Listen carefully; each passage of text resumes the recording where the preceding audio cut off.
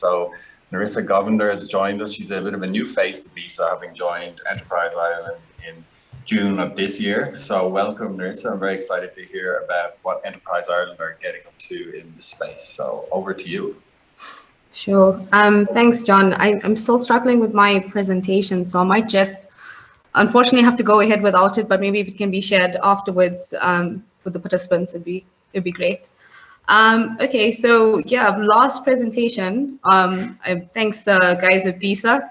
I know everyone must be just tired to death of PowerPoint at the moment, but thankfully I'm not using one. So just to introduce myself, so my name is Nerissa Govender. I'm the Senior Market Advisor looking after the urbanization portfolio of companies at Enterprise Ireland for Sub-Saharan Africa. So the companies I support cover a range of verticals, but mostly include high-tech construction, engineering, energy, water, and waste management companies.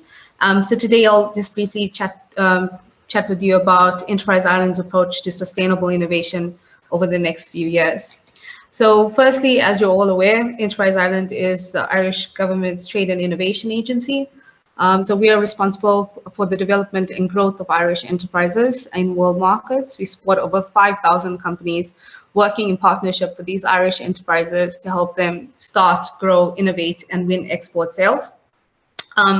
Just to mention as well that in 2020, Enterprise Ireland was ranked as the top venture capital investor in the world by deal count.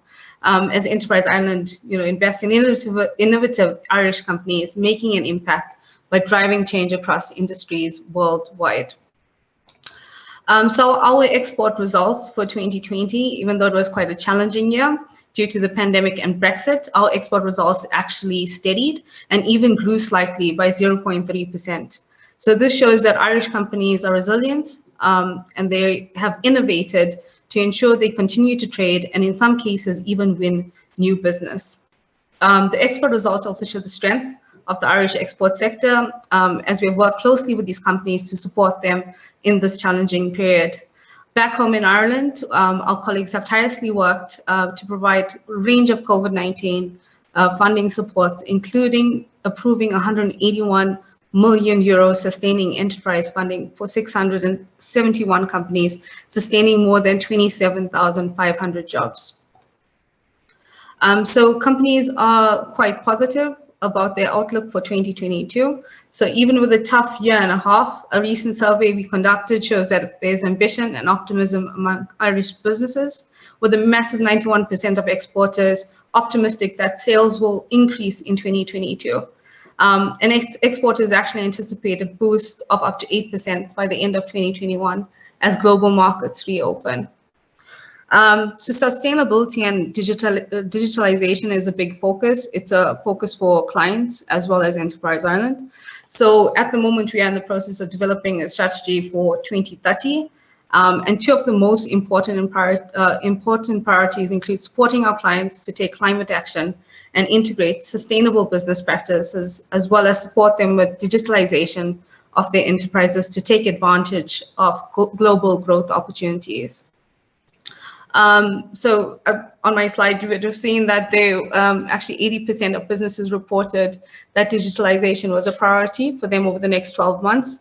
And 63% said that advancing the sustainability agenda and adapting to climate change was a priority. So there's funding supports that are available for clients. To take action against climate change and prioritize sustainability, being as it is a critical area of focus, we are here to support Irish clients, in any way that we can to progress to the next stage or phase in their business journey. So we have developed a range of appropriate advisory and funding supports for companies, and that includes the Climate Enterprise Action Fund to help Irish companies build their capabilities required to deliver sustainable products, services, and business models. And the funds included here would be a Climate Action Voucher, Green Start, and Green Plus programs. And that's just to support clients on various stages of their decarbonization and sustainability journey. Moving on to digitalization. So the pandemic has actually fast-tracked digitalization for a number of companies. And it actually showed that Irish companies with strong digital strategies and capabilities have been better able to recover and grow again in international markets. So this increased client engagement and need to sell online indicate the that digital transformation is actually here to stay. And to remain competitive, digitalization needs to happen right now. Therefore, we've also developed, a range of advisory and funding supports to help Irish businesses achieve their full digital potential. And there's a number of different supports, but I would say the first one is the Digital Ready scorecard. That's just to test if a company is, where they are in the digitalization journey, and then identify any gaps which they need to develop. And then there's other supports that are funding related, so digitalization vouchers, Lean Plus, business innovation, capital investment in SMEs, Lean Transform program, and business innovation, business model transformation. So to conclude, Enterprise Ireland continues to play a pivotal role in supporting Irish companies to thrive, grow through securing opportunities in Africa and globally, and plays an important role in global recovery as we emerge from this pandemic.